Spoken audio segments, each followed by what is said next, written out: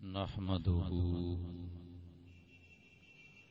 ونصلي ونسلم على رسوله الكريم وعلى آله الطيبين الطاهرين وعلى أصحابه الهاديين المهديين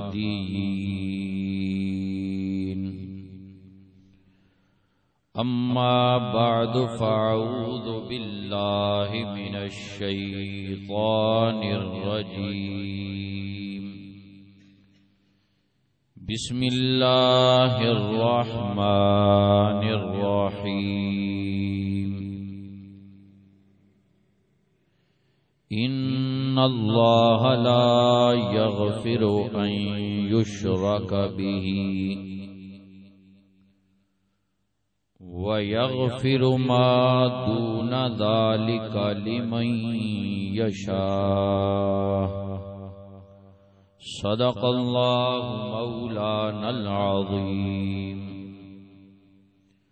وصدق رسوله النبي الكريم الأمين والحمد لله رب العالمين. تمام حضرات محبت و ذوق و شوق کے ساتھ مل کر درود پاک پڑھیں. اللہم صلی علی سیدنا و مولانا محمد معدن الجود والکرم و آلہ و صحبہ و بارک وسلم. میں نے آج کی اس مبارک محفل میں تعلیمات اعلی حضرت کے تحت بات کرنی ہے.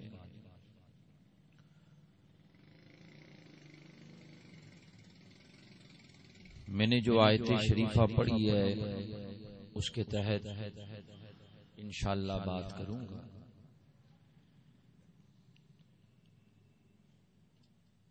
اس کو سمجھانا اس لیے ضروری ہے کہ بہت سے لوگ تعلیمات اعلی حضرت پر الزام تراشی کرتے ہیں اور لا علمی کی وجہ سے بہت سے لوگ بہک جاتے ہیں. میں نے جو آیت شریفہ پڑھی ہے وہ اسلام کا بنیادی اور پہلا درس ہے.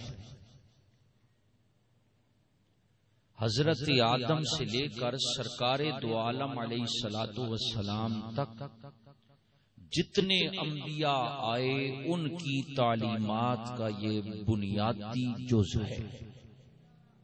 وہ کیا ہے؟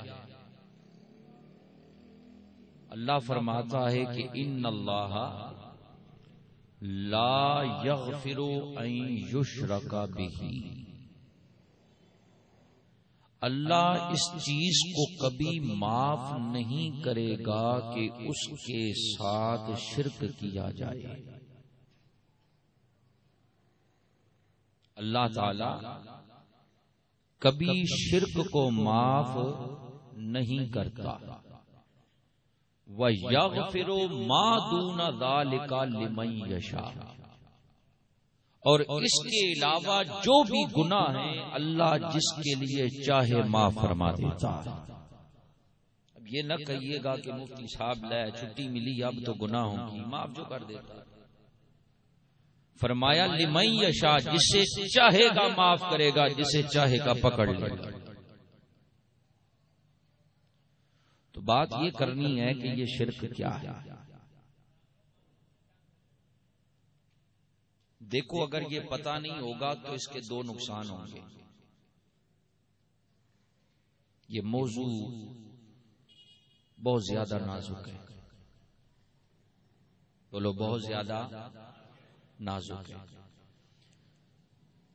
مجھے بہت سارے چہرے نظر آ رہے ہیں جو میرے خطابات میں مجھے نظر آتے ہیں، وہ تو جانتے ہیں، اور جو نہیں جانتے وہ سن لیں کہ میری بات کڑی سے کڑی ہوتی ہے، ایک کڑی چھوڑ دی اگلی بات سمجھ نہیں آتی ہے، اس لیے توجہ سے بات سنیں، بہت نازک بات کر رہا۔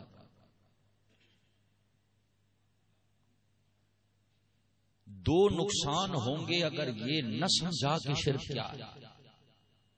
پہلا نقصان، جب یہ پتا ہی نہیں کہ شرک کیا ہے، شرک کر رہا ہوگا اور سمجھے گا میں شرک نہیں کر رہا، کیونکہ یہ تو پتہ ہی نہیں ہے کہ شرک ہے کیا۔ میں مثال دوں کسی کو، میں وہ مثال دوں گا جو آپ کو پتا ہے تاکہ بات آپ سمجھیں۔ بھائی مثال لے لیں، کوئی ایسا بندہ آ جائے جس کو یہ پتہ ہی نہیں کہ جھوٹ کیا ہے۔ مثال کے طور پہ کوئی ایسا بندہ ہے اس کو علم ہی نہیں جھوٹ کس کو کہتے ہیں، تو بولو جھوٹ بول رہا ہوگا، اس کو پتا چلے گا کہ میں جھوٹ بول رہا ہوں، اس کو تو پتہ ہی نہیں جھوٹ بولتے کس کو۔ کسی کو یہ نہیں پتا کہ چوری کہتے کس کو ہیں، وہ چوری کر رہا ہے مگر اس کو جو پتہ ہی نہیں کہ یہ چوری ہے، تو بولو اس میں مبتلا ہو جائے گا یا نہیں۔ تو جب شرک کا پتہ نہ ہوگا کہ شرک کیا ہے، تو چونکہ علم نہیں ہے تو شرک میں مبتلا ہو جانے کا ڈر ہے۔ شرک کر رہا ہوگا اور سمجھے گا کہ میں شرک نہیں کر رہا، اور یہ ایسی چیز ہے جو معاف نہیں ہوگی۔ دوسرا نقصان اس سے بھی بڑا، کیونکہ اس سے فساد پھیلتا ہے، اور وہ یہ ہے کہ جب یہ پتہ نہیں ہے کہ شرک کیا ہے تو جو شرک نہیں ہے اس کو بھی شرک سمجھنے لگ جائے گا۔ بات سمجھ رہے ہیں یا نہیں سمجھ رہے؟ اس کو تو پتہ ہی نہیں چوری کس کو کہتے ہیں، تو ہو سکتا ہے خود کر بیٹھے اور سمجھے چوری نہیں، اور چونکہ پتہ ہی نہیں چوری کس کو کہتے ہیں، ایک آدمی چوری نہیں کر رہا وہ کہے گا چور ہے، اسے تو پتہ ہی نہیں چوری کس کو کہتے ہیں۔ بات سمجھ آ رہی ہے نا؟ تو اگر نہ سمجھو گے کہ شرک کیا ہے تو دو نقصان ہیں، یا تو شرک میں پڑ جائے گا، یا پھر شرک جو نہیں ہے اس کو شرک سمجھنے لگ جائے گا۔ تو سمجھ لو شرک بنا ہے شراکت سے۔ شرک کا مطلب کیا ہے؟ شراکت۔ شریک کہتے ہیں پارٹنر کو، شراکت مانے پارٹنرشپ۔ کیا بولی؟ پارٹنرشپ۔ بہت سے لفظ انگلش میں جا کے آسان ہو جاتے ہیں، بہت سے اردو میں آ کے آسان ہو جاتے ہیں۔ اردو تو لوگوں کو آتی ہے، صحیح بات کہہ رہا ہوں۔ اس دور میں ہماری اردو میں انگلش گھس گئی ہے، اردو ہے ہی نہیں۔ ورنہ بتاؤ تو صحیح، گلاس کو کیا کہتے ہیں؟ لاؤڈ اسپیکر ہے، اس کو کیا کہتے ہیں اردو میں؟ لاؤڈ اسپیکر، یہ تو انگریزی کا لفظ ہے۔